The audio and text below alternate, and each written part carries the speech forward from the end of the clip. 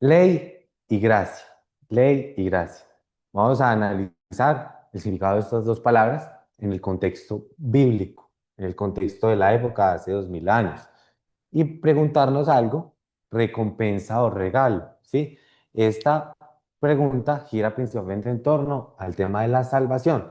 Pensar si la salvación la vemos como una recompensa o la vemos como un regalo de Dios. ¿Listo? Y mirar qué es lo que la Biblia, los apóstoles Jesús enseñaron respecto a esto. Entonces, esta imagen, ¿qué nos recuerda? ¿Quién nos quiere contar? ¿Qué sucedió ahí? Bueno, allí, buenas noches. Bueno, acá lo que estamos viendo es obviamente Moisés, como ustedes lo están diciendo, con el pueblo de Israel, los judíos, que ellos estaban en el pueblo de Egipto, ¿sí? Ellos están esclavizados. Por medio de Moisés, pues la historia de Moisés es muy hermosa, ¿cierto?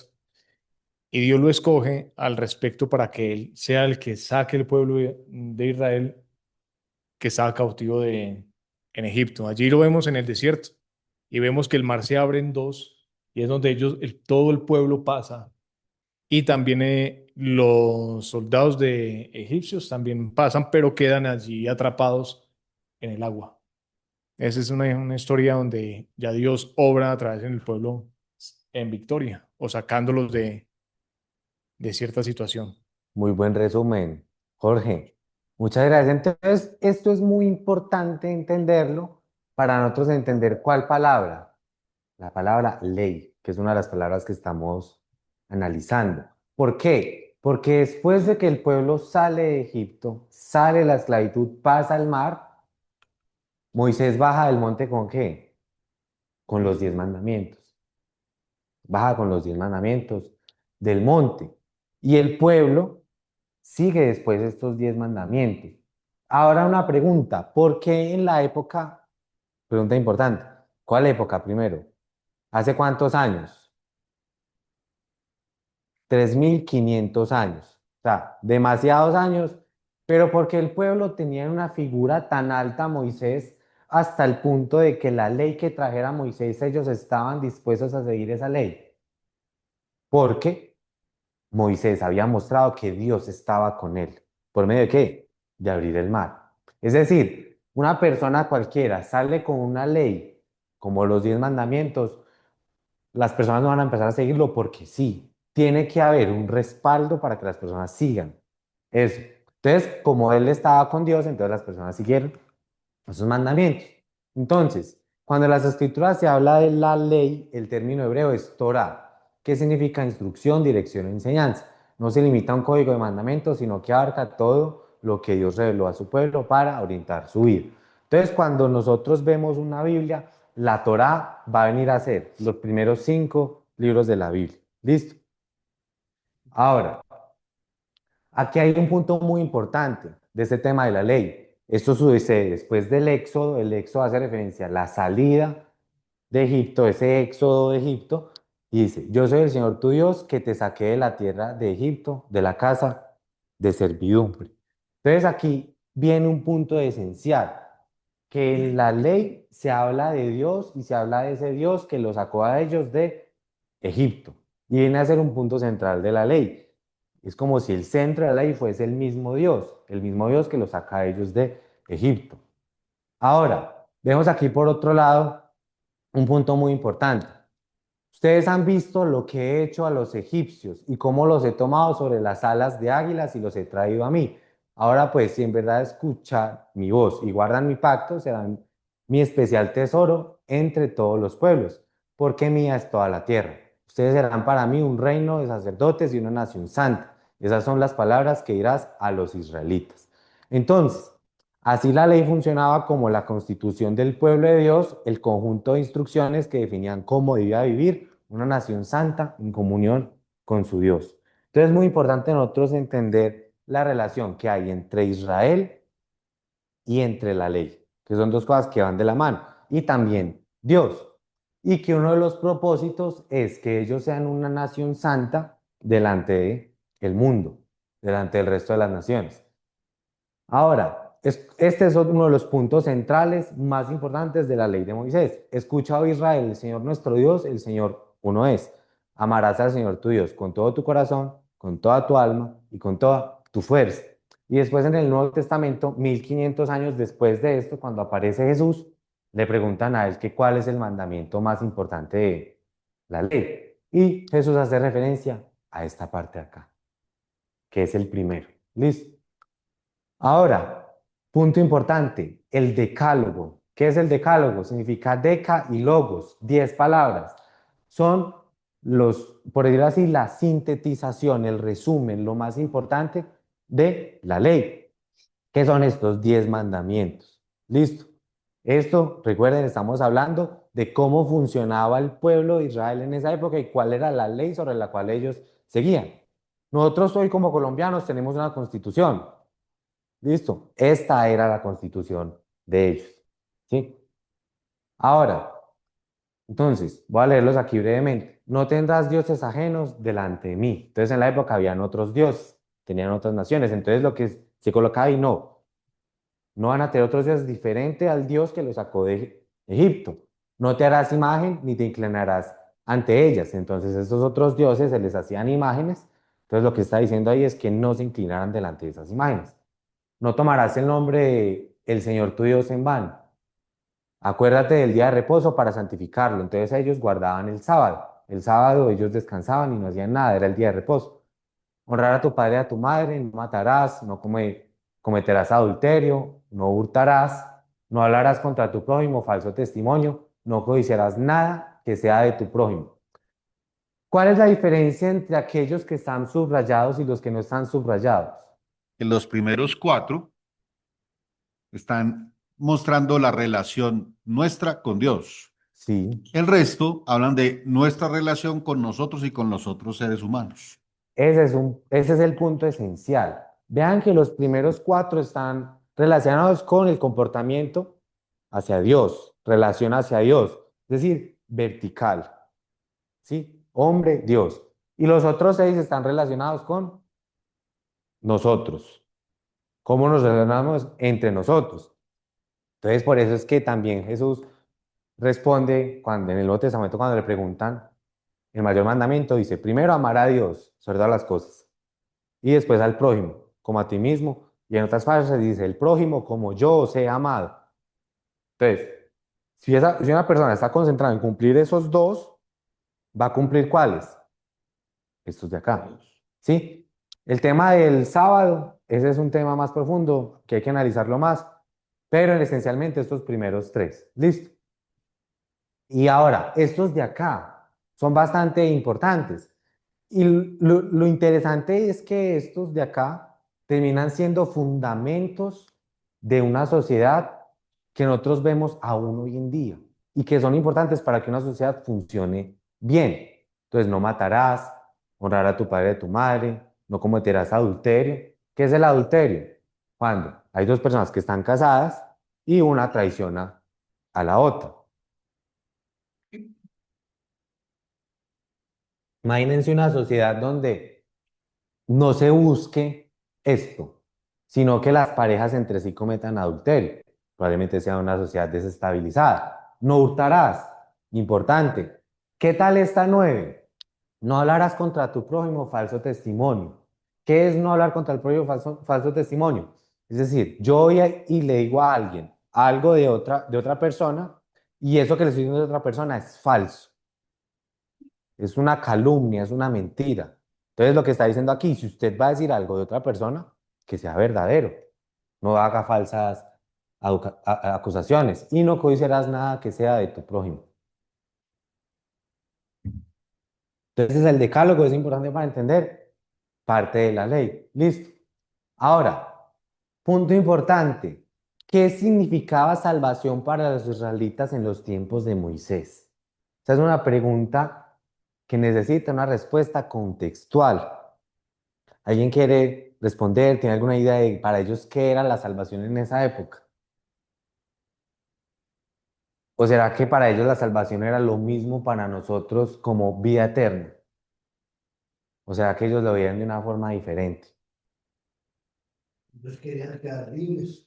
querían quedar libres de la esclavitud que tenían, del yugo, sí. Entonces es muy importante nosotros a la hora de leer el Antiguo Testamento ciertas partes, no intentar sobreponer nuestro concepto de salvación sobre el texto del Antiguo Testamento. Entonces, para ellos la salvación no era ir al cielo y alcanzar vida eterna. Ellos todavía no tenían esa revelación, ese conocimiento de eso.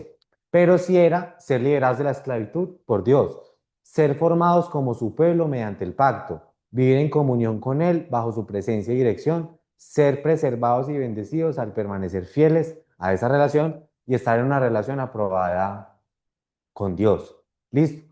Ese era para ellos el sentido de la salvación. ¿Listo? Ahora, vamos a saltar un poco. 15 siglos después. ¿Qué pasa 5 siglos, 15 siglos después? Aparece Jesús. Y es donde ya vemos el Nuevo Testamento. Entonces vamos a analizar cómo se ve este tema de la ley ahora en el Nuevo Testamento. Ciertos versículos. ¿Listo? Entonces, vamos a comenzar por aquí. Llegaban unos fariseos y escribas y le preguntaron a Jesús, ¿quiénes eran los escribas y los fariseos? Eran los líderes religiosos judíos. ¿Ellos qué seguían? La ley. ¿Listo? Y le preguntaron, ¿por qué tus discípulos no andan conforme a la tradición de los ancianos, sino que comen con manos inmundas? Entonces, aquí estaban acusando a Jesús porque sus discípulos estaban comiendo sin lavarse las manos. Y Jesús llegó y les respondió así: bien profetizó Isaías de ustedes, hipócritas, como está escrito, este pueblo con los labios me honra, pero su corazón está muy lejos de mí. Mas en vano me rinden culto, enseñando como doctrinas preceptos de hombres. Dejando el mandamiento de Dios, ustedes se aferran a la tradición de los hombres. Astutamente ustedes violan el mandamiento de Dios para guardar su tradición. Entonces, ¿cuál es el punto aquí? Y esto porque es relevante para la ley. Porque nosotros vemos aquí la palabra mandamiento de Dios. Y lo que estaban haciendo los israelitas, los judíos de la época, es que estaban tomando la ley de Dios y le estaban agregando cosas que no hacían parte de la ley de Dios. Y eso hoy en día se ve. Eso hoy en día se ve que se tiene la Biblia y se les enseña a las personas que ciertas cosas son mandamientos de Dios cuando en realidad no lo son. Entonces es un problema. Y eso, el nombre preciso de eso es ¿qué? Legalismo. ¿Listo? Entonces, voy a dar aquí un ejemplo breve. ¿Sí? Hay ciertos grupos que enseñan que hacer juicios, hacer críticas, hacer análisis, discernir y juzgar algo como bueno, como malo, no se puede hacer. Es decir, que juzgar en todo contexto es malo, que juzgar está prohibido, pero eso es agregarle un mandamiento a la Biblia, porque en la Biblia no está eso, ¿sí? En la Biblia lo que se enseña es que juzgar con hipocresía está mal, que juzgar por las apariencias está mal, pero si una persona empieza a enseñar que juzgar en todo contexto está mal, es coger la Biblia y agregarle mandamientos.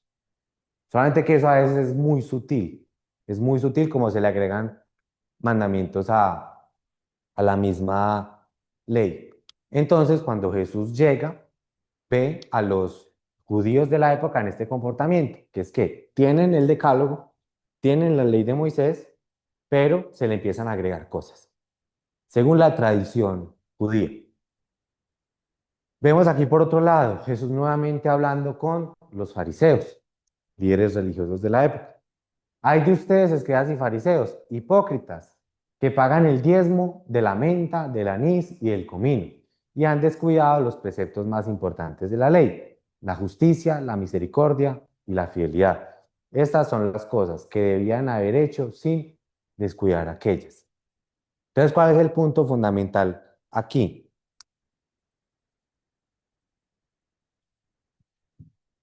Que los judíos están pagando el diezmo hasta de la menta, del anís y el comino. Recordemos que el diezmo aplicaba sobre el producto de la tierra y sobre los animales.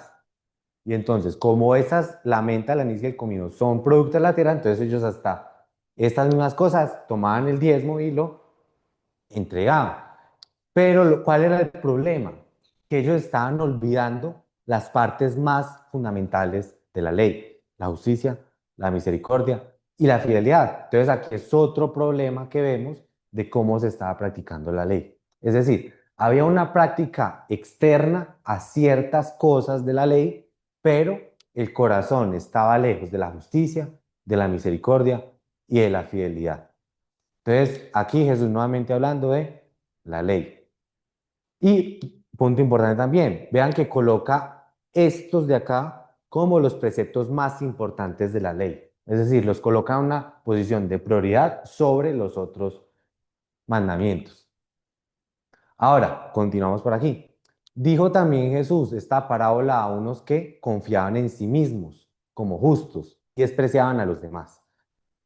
Punto importante acá, antes de comenzar a leer la parábola. Entonces, en la época Jesús se encontró con personas que desde su propia perspectiva se consideraban muy buenos y lo que hacían con las otras personas era que los despreciaban.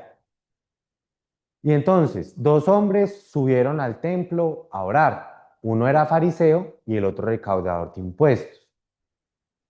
Punto importante del contexto histórico.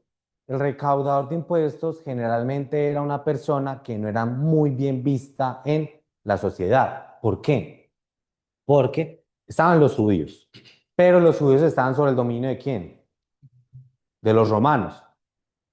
Y los recaudadores de impuestos eran judíos que se aliaban con los romanos para cobrarle impuestos a los judíos. Entonces, desde la perspectiva de los judíos, los veían como unos traicioneros, unos traidores. El fariseo, puesto en pie, oraba para sí de esta manera: Dios, te doy gracias porque no soy como los demás hombres, estafadores, injustos, adúlteros, ni aun como este recaudador de impuestos. Yo ayuno 2 veces por semana y doy el diezmo de todo lo que gano. Entonces, ¿qué se puede ver aquí en las palabras de este fariseo? Un orgullo hacia sí mismo. Es decir, él se creía muy bueno y delante de Dios se creía mejor que las otras personas y despreciaba a los demás. Es decir, se había olvidado de la misericordia.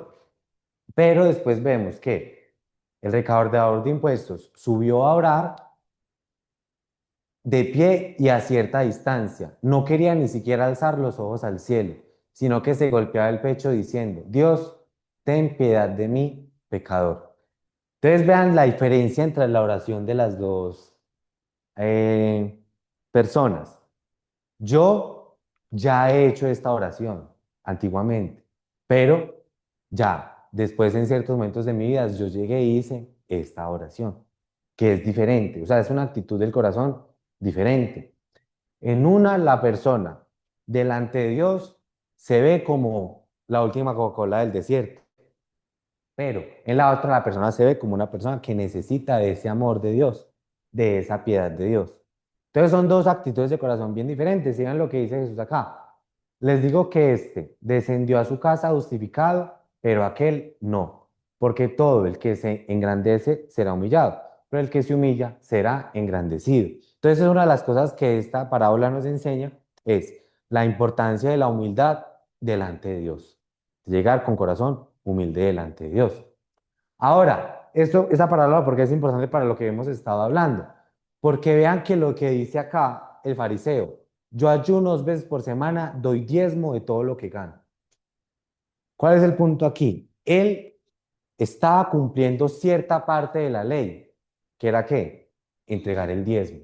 Pero su corazón no era conforme a la ley. Es decir, cumplía esta parte de acá, de dar el diezmo, pero el corazón de él estaba lejos de la humildad. ¿Listo? Lejos de la misericordia. Ahora, la ley según la enseñanza del apóstol Pablo, aquí estábamos analizando lo que dijo Jesús, después vamos a pasar a analizar lo que dijo el apóstol Pablo, específicamente en 2 cartas, en Gálatas y en Romanos, Romanos 3 y en Gálatas 3. Entonces, vean lo que viene a decir aquí el apóstol Pablo. Ahora bien, sabemos que cuanto dice a la ley, lo dice a los que están bajo la ley, para que toda boca se calle y todo el mundo sea hecho responsable ante Dios. porque por las obras de la ley ningún ser humano será justificado delante de él, pues por medio de la ley viene el conocimiento del pecado. Ese texto está como unas palabras un poco complicadas, lo voy a explicar con más detalle. Entonces, ahora bien, sabemos que cuanto dice la ley, lo dice a los que están bajo la ley, para que toda boca se calle. Punto aquí clave. ¿Quiénes están bajo la ley en ese contexto de Romanos 3? ¿Quiénes seguían la ley en esa época? Los judíos, los fariseos, ¿sí? Entonces, pero después amplía un poco el contexto, dice, para que toda boca se calle y todo el mundo sea hecho responsable delante de Dios. Entonces aquí ya está hablando de una responsabilidad de Dios, no solamente de los judíos, sino que también de los que no son judíos, como nosotros. Pero después dice así, porque por las obras de la ley ningún hombre, ningún humano será justificado delante de él. ¿Qué es lo que eso significa? Que si la persona quiere simplemente cumplir la ley, como estaba haciendo el fariseo, el diezmo, esto y lo otro, y entonces la persona cree que por hacer eso va a estar bien delante de Dios, va a estar aprobado delante de Dios, lo que dice acá es que no es posible mediante la ley. Y es muy importante entender también que aquí Pablo está enfocado en hablarle a personas que han rechazado a Cristo y creen que entonces si rechazan a Cristo, pero siguen la ley, van a ser justificados delante de Dios, van a estar aprobados delante de Dios. Pero el punto clave aquí es ¿cuál? ¿Cuál es el punto clave que quiere defender aquí Pablo? Que es necesario aceptar al Mesías de Dios, creer en el Mesías de Dios para esa justificación. Que por sí solo seguir la ley, pero no creer en el Mesías no va a justificar delante de Dios. Y aquí hay un punto clave que es importante que lo guardemos para algo que voy a explicar aquí más adelantico. Pues por medio de la ley viene el conocimiento del pecado. Por medio de la ley viene el conocimiento del pecado. Esto vamos a analizarlo desde una perspectiva también un poco más humana, por decirlo así. Vamos a suponer, hay en la calle un aviso de no parquear. Ese no parquear que está representando la ley. Si yo no veo el aviso de no parquear, yo no tengo cómo saber que parquear está mal. Yo no tengo cómo saber que parquear es pecado. Yo tengo que ver ahí el aviso de la ley. Entonces, por medio de ese aviso viene el conocimiento de lo que es pecado y lo que no es pecado. De la misma forma, por medio de la ley viene el conocimiento de lo que es pecado y lo que no es pecado. ¿Sí? Entonces es un punto importante.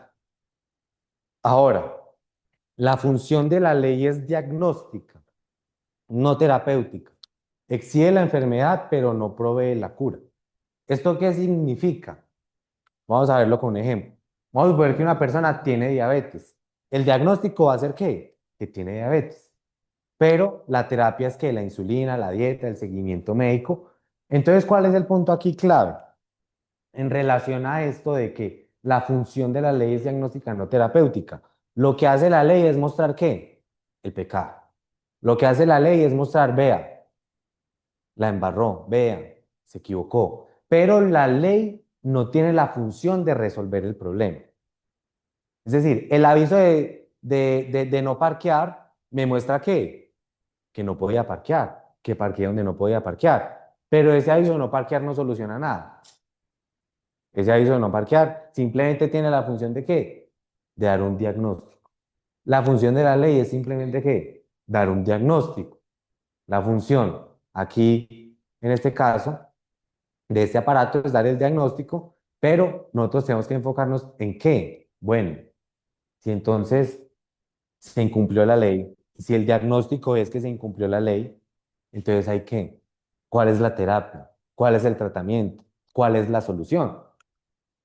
Vamos a avisar ahora ya Gálatas 3. Listo.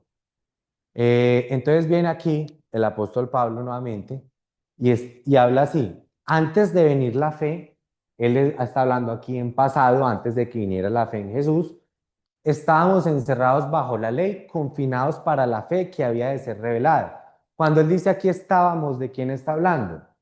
De los judíos.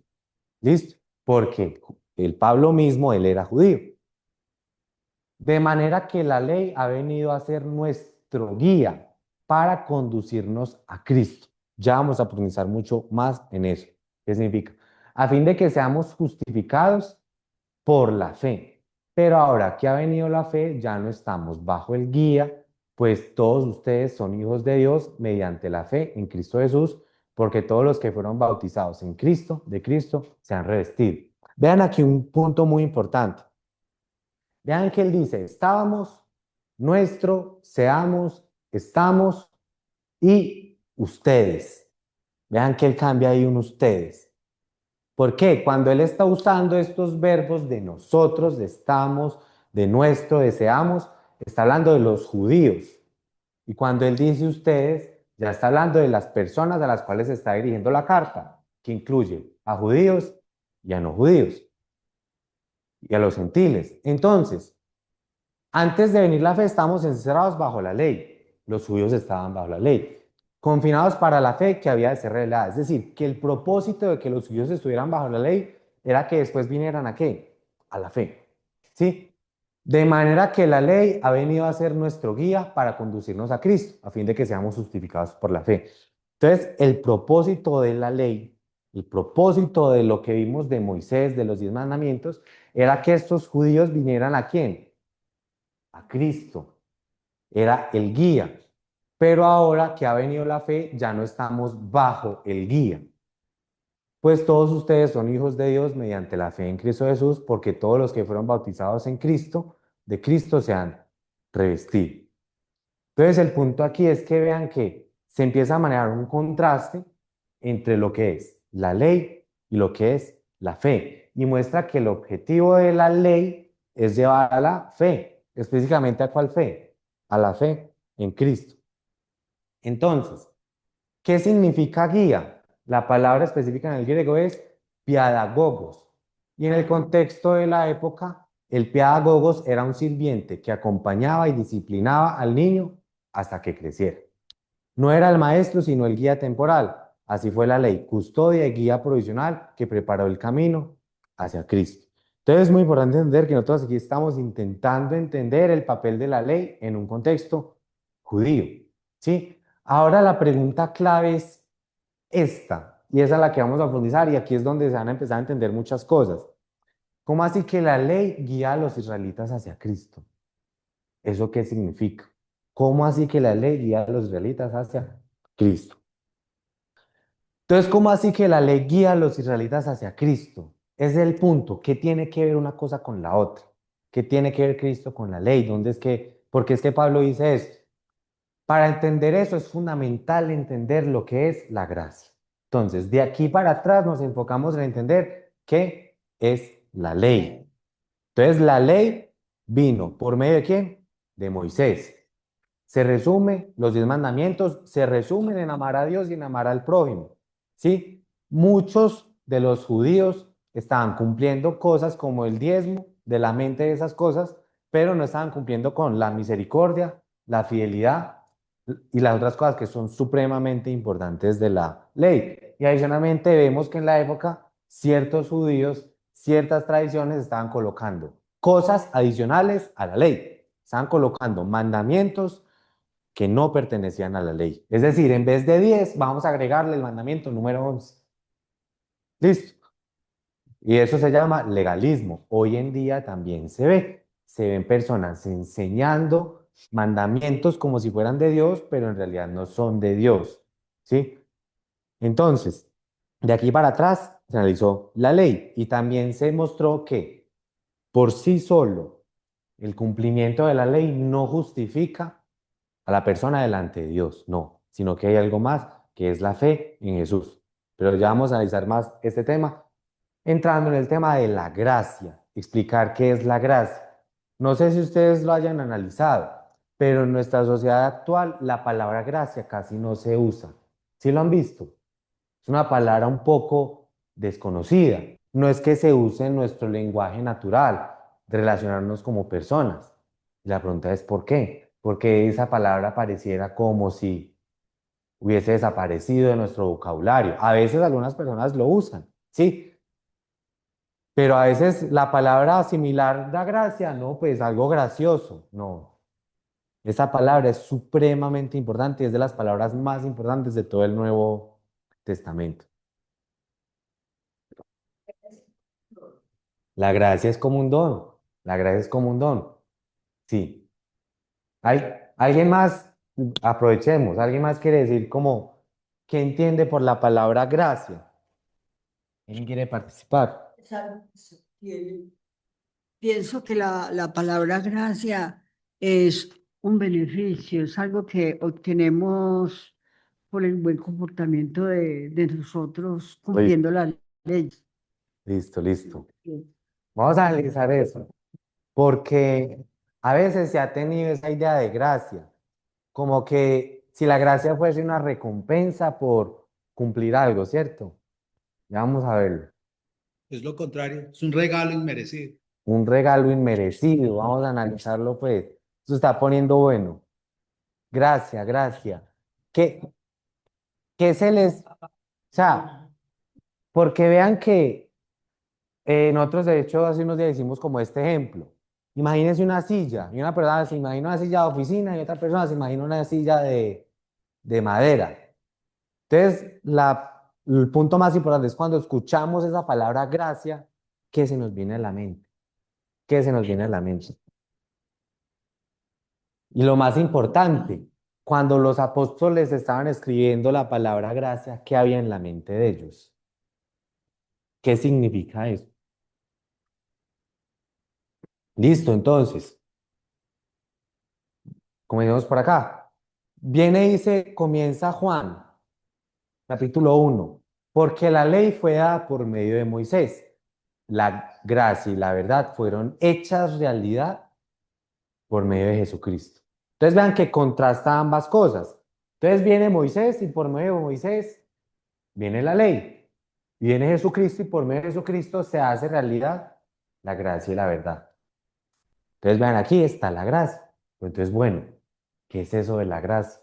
Es muy importante nosotros tener una buena definición de las palabras para poder entender los textos. Entonces, gracia, charis, significa favor, don, benevolencia inmerecida. Entonces, en la escritura no es solo una disposición, sino la acción activa del amor de Dios hacia quienes no la merecen. Es decir, la gracia es algo que una persona recibe a favor sin haberlo merecido. Es decir, la otra persona que me lo da por amor. No me lo da porque esa otra persona está en deuda conmigo. No, me lo da por amor. Vamos aquí a dar un ejemplo breve. Entonces, vamos a suponer, yo le presto una plata a un amigo, 50.000 pesos, se los presto. Esa persona tiene una deuda conmigo, ¿sí? Y hay otro amigo que viene y me da de regalo un balón de fútbol. Entonces, el primero me da los 50.000 pesos, me los paga, había una deuda, él tenía una deuda conmigo. ¿Eso que yo recibí es gracia o no es gracia? No, no. Porque él me estaba pagando ¿qué? Una deuda.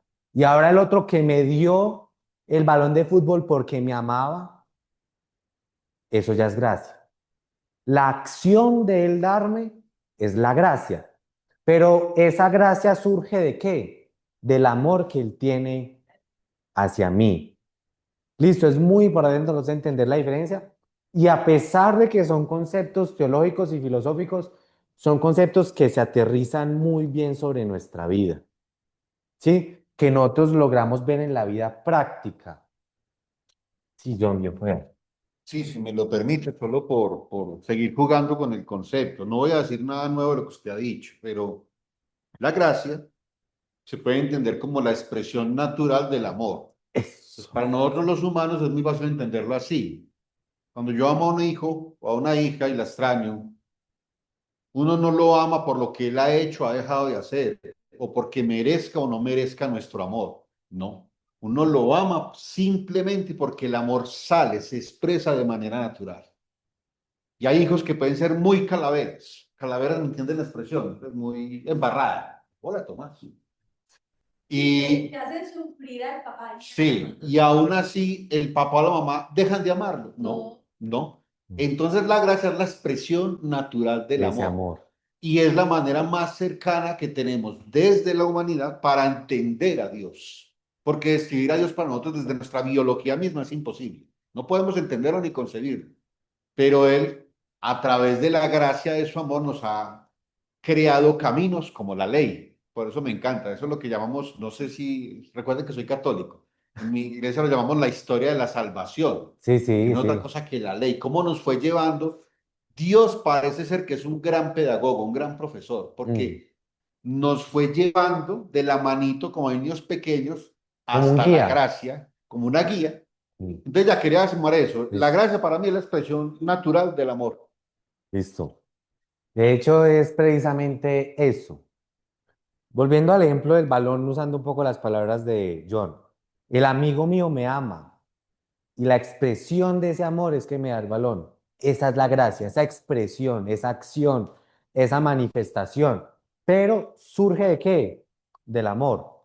Surge de ese amor y es algo muy interesante también, recordando un versículo de Primera de Juan 4:19, donde dice que Dios es amor. Por lo tanto, Dios siendo amor, la manifestación de ese amor es la gracia. Listo. Entonces, eso se contrasta con qué? Con el que yo le presté y me pagó. Ahí no hay gracia. Ahí no hay gracia. Es similar. O, o vamos a suponer, yo llegué y le, también, vamos a suponer, yo le hice a ese amigo un favor y no sé, le coloqué un bombillo en la casa y yo por esa colocar el bombillo cobré 50.000. Esa persona tiene una deuda conmigo. Entonces, nosotros cuando estamos hablando de la gracia de Dios, es muy importante nosotros saber sobre cuál camino estamos operando, por el de la deuda o por el del amor, ¿sí? Y nosotros vemos que la gracia opera por el camino del amor, solamente que a veces se nos mezcla en la mente y creemos que la gracia entonces es algo por lo cual yo tengo que hacer algo para que después Dios como deudor me pague esa gracia. Listo, pero no, Dios no se coloca nunca como deudor. Sí, Pero es que hay una cosa. sí, sí, sí. Por ejemplo, usted me presta a mí los 50.000 pesos. Yo se los pago. Y al pagárselo yo, pues yo también lo puedo estimar a usted y querer. Sí, ¿Usted claro. me entiende eso? Sí, sí. Y entonces yo no veo ahí la diferencia con lo otro. No, A ver, a ver, a ver, a ver. No, o sea, no. No estoy porque yo también diciendo, lo quiero a no, usted. pero no estoy diciendo que la persona que esté pagando no ame. No, también ama. Pero estamos hablando de la diferencia entre lo que sería la gracia y lo que sería la deuda. Ah, bueno. Listo, Sí. pero ambos aman. De hecho, nosotros vemos en ciertas partes del Nuevo Testamento que las personas por las buenas obras van a recibir una recompensa, ¿sí? Pero es diferente. O sea, estamos hablando Sí, de ya cosas sé. diferentes, pero sí, no significa que el que me pagó sea malo. No, vamos a suponer, yo trabajo en una empresa un mes y esa empresa me tiene que pagar a mí. Antes, si me paga muy bien, que me pague. ¿Sí? Más o menos Ya, respondí ya la, entendí. la duda. Oye, Y otra cosa sería que Pero sí, es bueno, sí, también. Es bueno, es buena esa pregunta porque a veces se coloca el otro camino de la recompensa como si fuera malo. No, no es malo tampoco, no. O sea, como si esa persona que está pagando la deuda fuera mala. No, de hecho, está haciendo bien al pagar la deuda. Listo. La gracia es el amor de Dios en movimiento. El amor que busca, sana y restaura. ¿Sí? A veces se piensa en Dios como si simplemente fuese seguir una serie de mandamientos, pero se saca de la ecuación este elemento, que es supremamente importante, el amor y la gracia. El amor revela lo que Dios es y la gracia manifiesta lo que Dios hace. Y entonces ahí es donde nosotros volvemos aquí y analizamos. La gracia y la verdad fueron hechas realidad por medio de Jesucristo. Es decir, Dios amando, entonces la manifestación de ese amor es Jesucristo. Entonces vamos a analizar eso ya más a profundidad. Entonces, bueno, enseñanza de Jesús. Nosotros no vamos a ver la palabra gracia saliendo de la boca de Jesús. Solamente en una, pero en otro contexto donde no significa lo que decimos acá. Pero nosotros sí vamos a poder ver el concepto de la gracia en sus enseñanzas. ¿Listo? Entonces aquí vemos una muy importante. Jesús le dijo, Simón, tengo algo que decirte. Di, maestro, le contestó, y dijo Jesús aquí, cierto prestamista tenía dos deudores, uno le debía 500 denarios y el otro 50.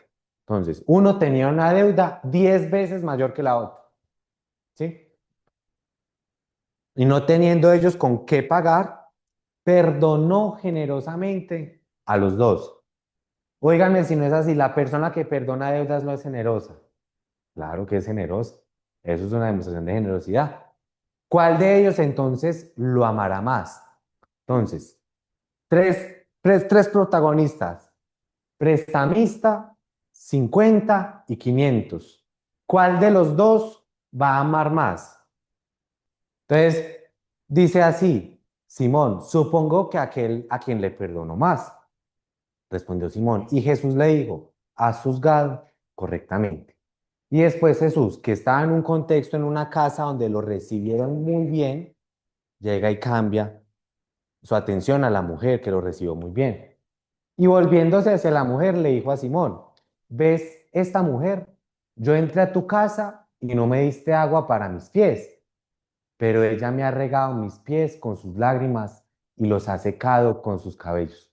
No me diste beso, pero ella desde que entré no ha cesado de besar mis pies.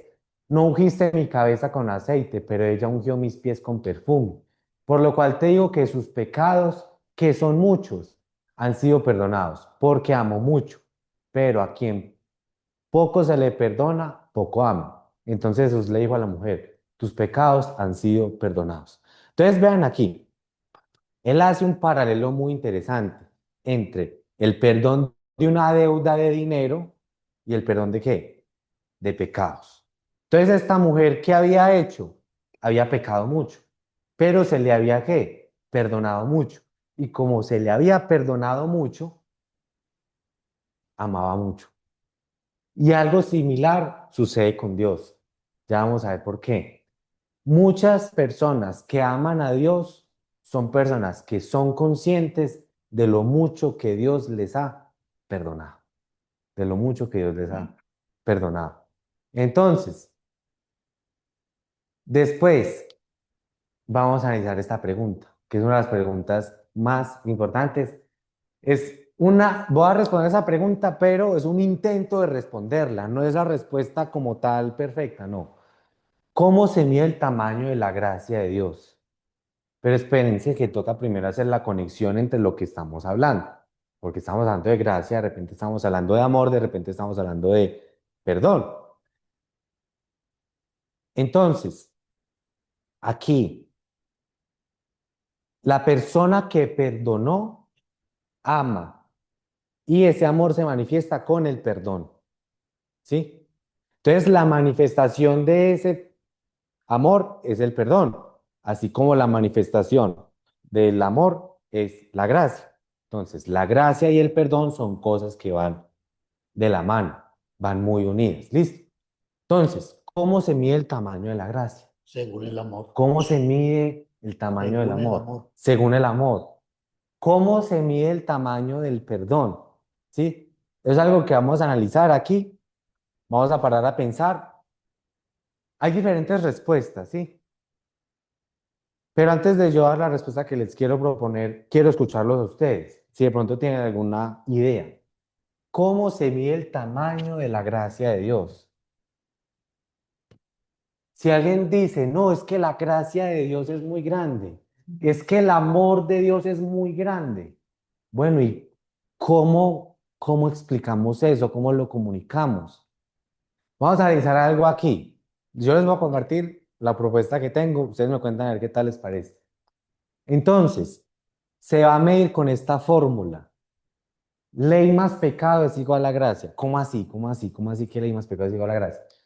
La ley muestra el tamaño de qué? De la justicia de Dios. Vamos a colocarlo Una pregunta inicial. hacia este lado. La ley coloca que el tamaño de la justicia de Dios. ¿Cuál es el patrón? ¿Cuál es la vara? ¿Sí? El indicador. La ley también muestra que el tamaño del pecado. O sea,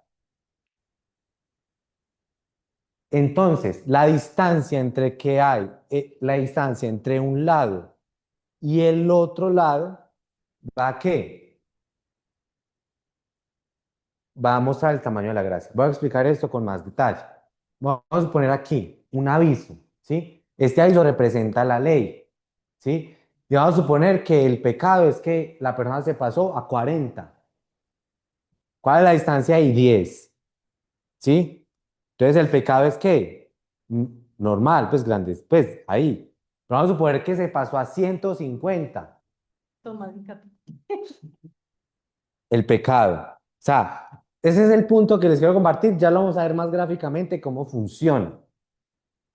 ¿Por qué? ¿Por qué? ¿Por qué? Veámoslo así. Entonces vamos a ver que este es el punto inicial. Y vamos a ver que la ley es grande y el pecado es pequeño. ¿Cuál es la distancia? 120. Ese es como si fuera el tamaño de la gracia. ¿Por qué? Sería el tamaño del perdón. Pero vamos a jugar aquí como para intentar entender esos conceptos. Vamos a ver que la ley es gigante. La ley es muy alta. La vara está altísima. Los mandamientos son de Dios. Los mandamientos son santos. Y la persona, como esa mujer que regó todo, besó, le dio el perfume, el pecado estaba gigante. ¿Cuál es el tamaño de esa gracia? Gigante. ¿Sí? John, sí, bien puede. Estoy entendiendo su propuesta es que la respuesta a la pregunta, ¿cómo podemos medir el tamaño de la gracia de Dios? Sería midiendo el tamaño del pecado. Y de hecho, no solo estoy de acuerdo, sino que es de las grandes disputas que tienen los no cristianos con nosotros, independiente de la denominación. Y es que ellos no pueden aceptar humanamente cuando hablan de un asesino, de un violador, de alguien que ha cometido un pecado que humanamente es muy desgarrador. Y entonces ellos dicen, o sea que si creen en Jesús lo perdonan y ya. Y lo dicen con rabia, porque no pueden entender el concepto de la gracia. Ahora, que un asesino en serie logre hacer lo que hizo esta mujer, limpiarle con los pies con sus lágrimas, secarlo con su cabello, darle el mejor perfume, es lo que es realmente difícil, lo que trataba Jesús de explicar ahí, ¿cierto? Y los que no son cristianos lo dicen en serio, no lo han vivido en películas o en la vida real, con personas que les da una ira.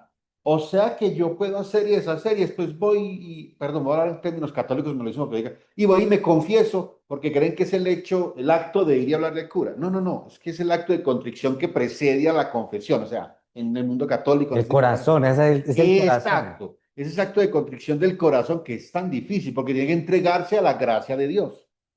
Ya, no sé si fui enredado. No, no, queda claro, queda claro. Y de hecho esa es la cuestión. Ahora, vamos a suponer que la persona dice, no, yo voy a hacer y deshacer toda la vida y al final me voy a arrepentir. No, La no, pregunta es, ¿será que la persona puede engañar a Dios? no, no. No, Sería- eso no es así de sencillo.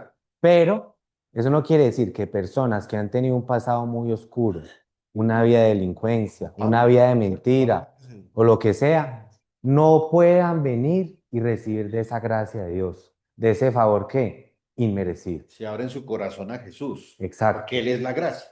Por Él. medio de la fe, por medio de la fe en Cristo.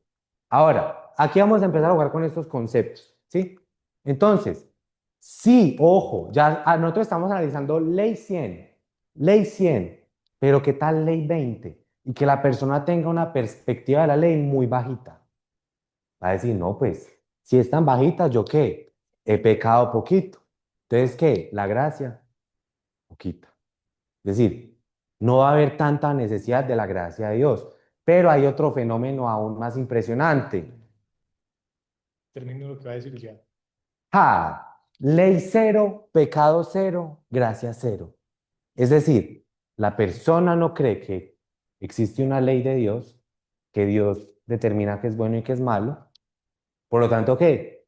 No hay pecado. Y si no hay pecado, no hay necesidad de gracia. Vean cómo esta fórmula en parte tiene sentido, ¿sí? Que nosotros, si tenemos un alto estándar de la ley de la justicia de Dios y tenemos un alto entendimiento del pecado que hemos cometido, vamos a tener una profunda comprensión de lo que es la gracia de Dios. Pero si la persona en su mente no, la ley, yo la cumplo perfecta. Pecado, no tengo pecado. ¿Para qué la gracia de Dios? ¿Sí ven? Hágale. Bueno, no sé ¿Cuál, porfa?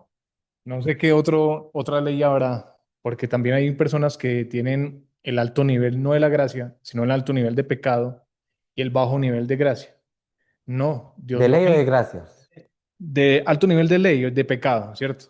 Alto nivel de pecado. Ya lo vamos a analizar. Sí, y el bajo nivel de gracia, o sea, no, a mí Dios no me va a perdonar. También. Sí, De gracia, sí, también. O sea, que la persona sea consciente que ha pecado mucho, pero no tenga una comprensión, un entendimiento del mensaje de Cristo, que es el mensaje de la gracia, del perdón, de la cruz.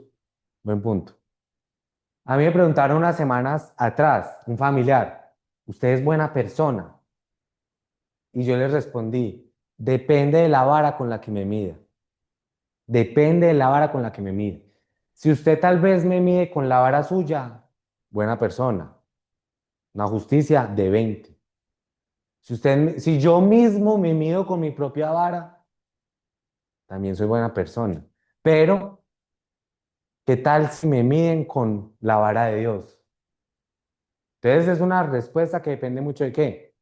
Del punto de referencia. Del punto de referencia. Entonces, ¿a qué quiero llegar con esto? A este proverbio que es muy interesante.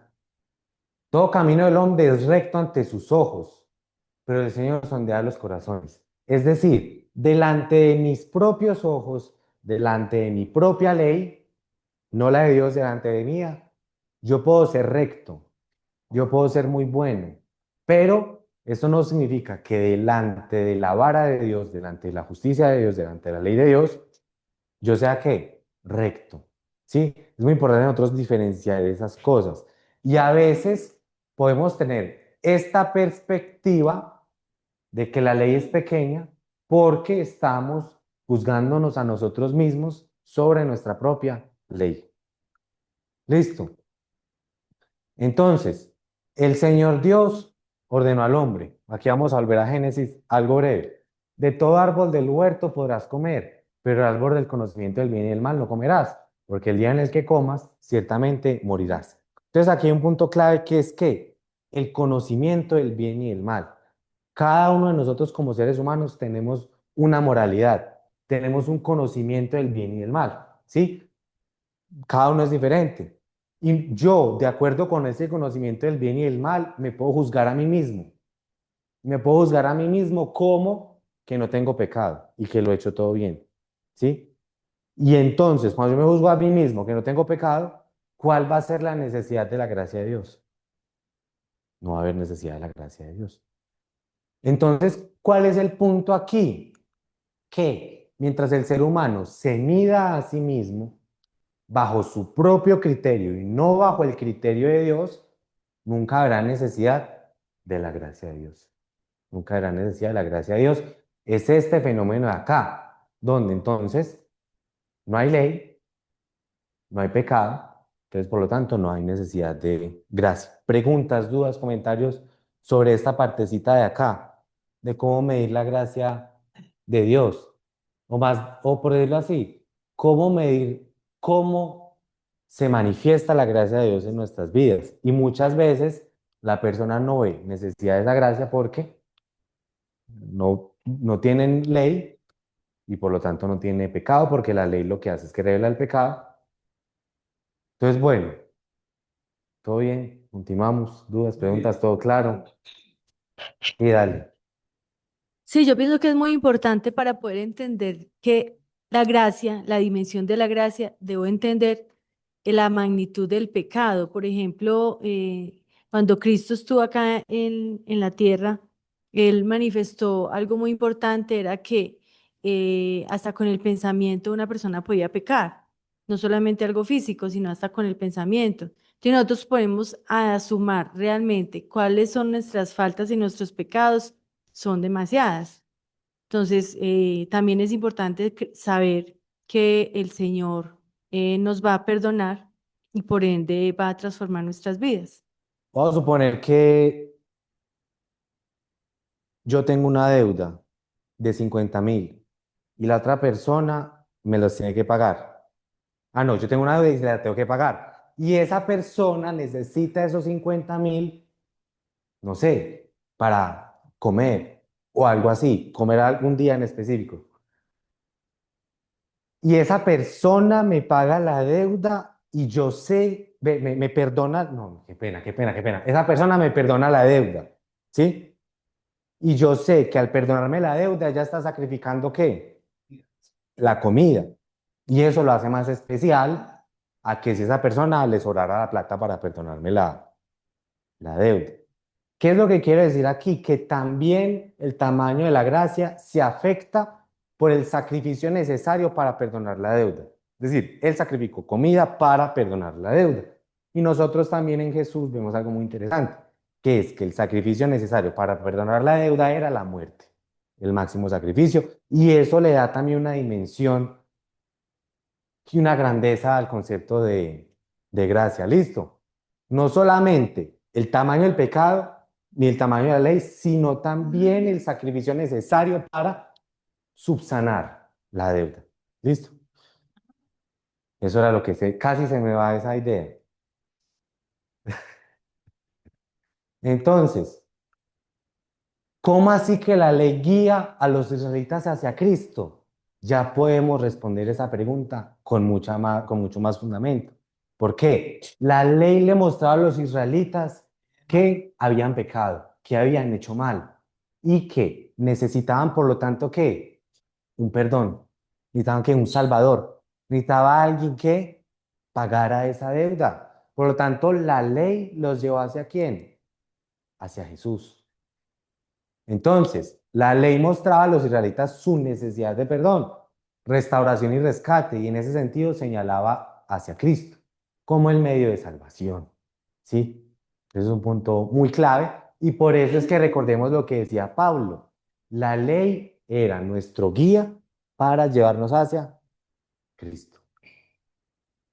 Llega a decir aquí después el apóstol Pablo en otra carta, en él, Jesús, tenemos redención, que significa rescate, mediante su sangre, el perdón de nuestros pecados, según las riquezas de su gracia, que ha hecho abundar para con nosotros. Aquí en paréntesis coloqué la diferencia porque el texto diferencia entre el Padre y el Hijo. Listo. Según las riquezas de su gracia, que nos ha hecho abundar para con nosotros.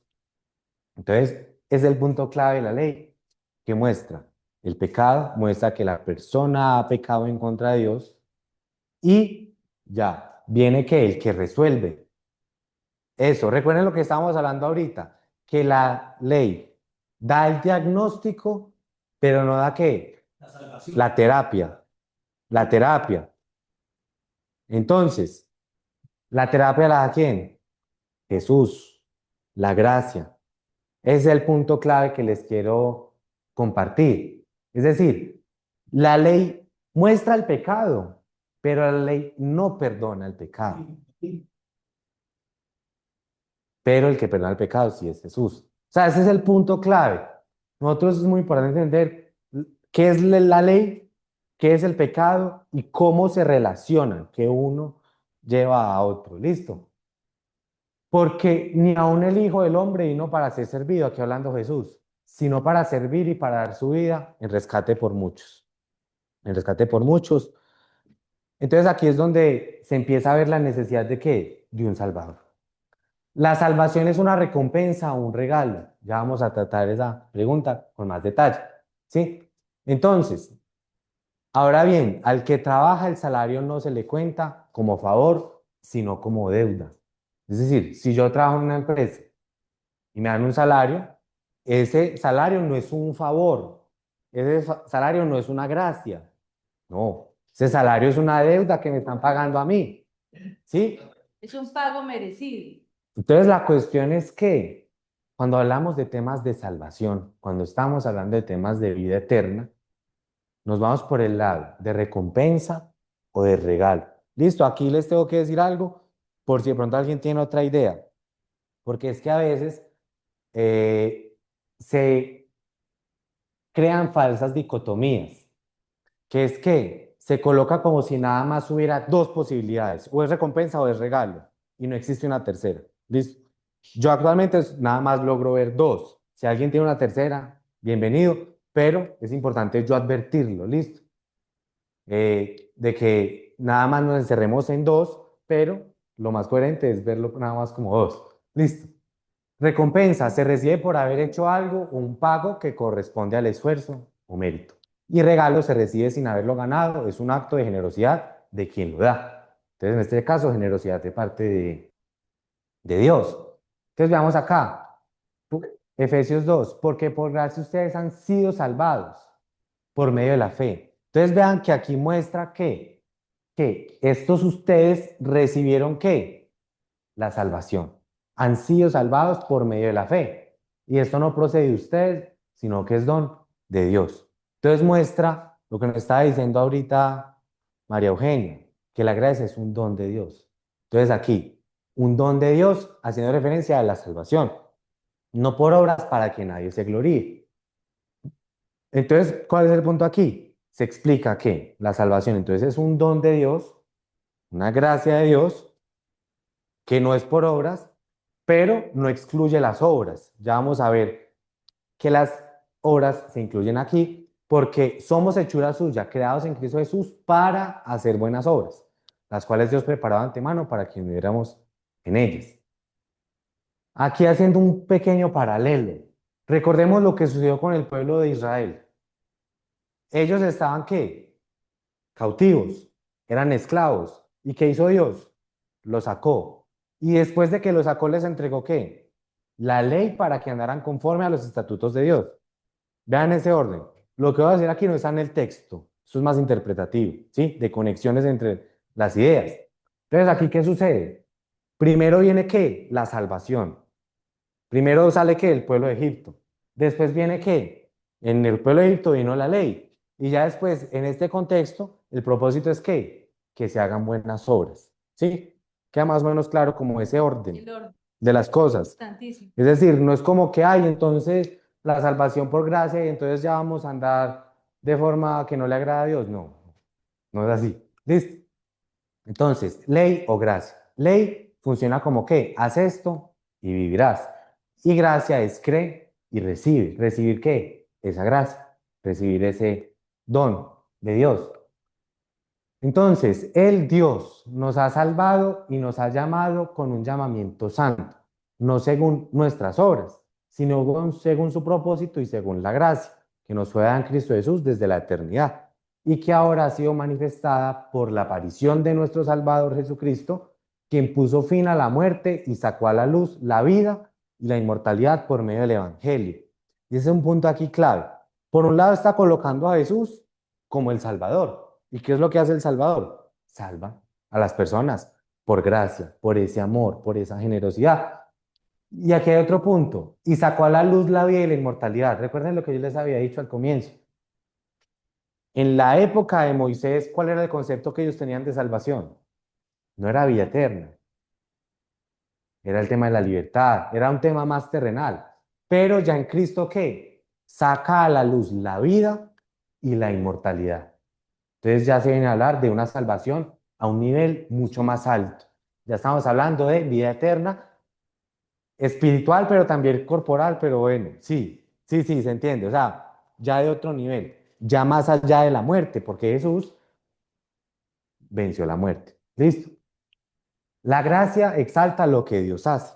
Es un punto aquí clave, que la gracia se enfoca en la acción de Dios, en el amor de Dios manifestándose.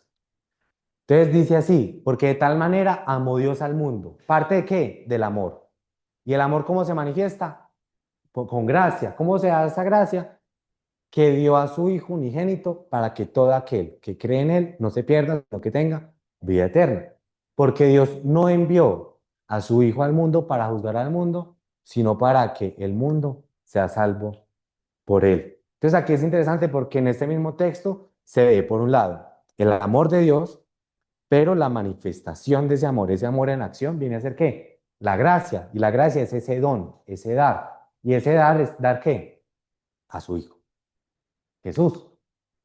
Entonces, esto se conecta mucho con el tema de la semana pasada, que se trató, que les gustó mucho, que era el valor de la vida, que esta era la charla de la semana pasada. ¿Y cómo es que se conecta eso del valor de la vida con el tema de hoy? Porque la semana pasada estábamos hablando lo siguiente, que lo más valioso que nosotros tenemos aquí es nuestra vida, no es nuestra casa, no es una cosa, la otra, las posesiones, el tiempo, no, es la misma vida, porque sobre la misma vida se sostienen las otras cosas.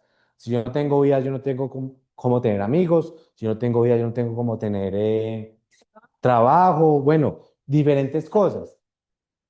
¿Y cuál es el punto clave? Que aquello que es lo más valioso que tenemos, nadie hizo nada para recibirlo.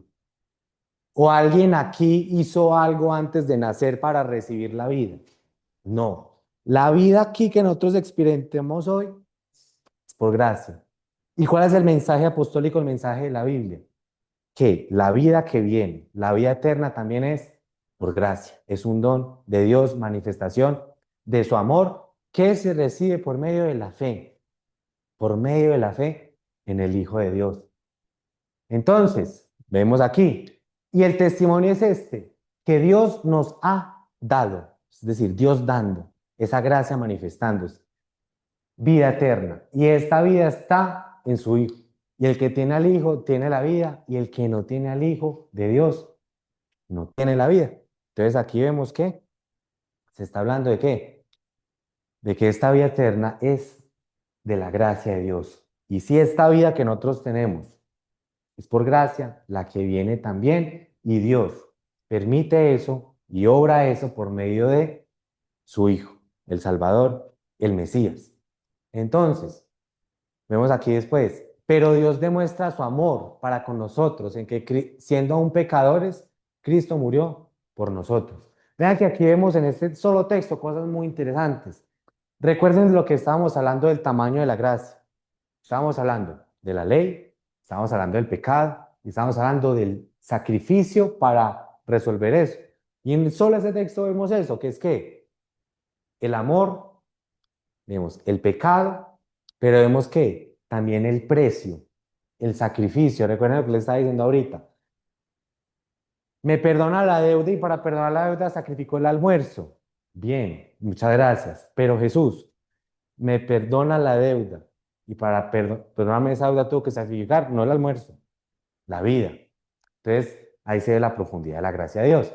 Entonces, en resumen, porque la ley fue dada por medio de Moisés, la gracia y la verdad fueron hechas realidad por medio de Jesucristo. Entonces, ese fue el tema de hoy. Ley, gracia, recompensa o regalo.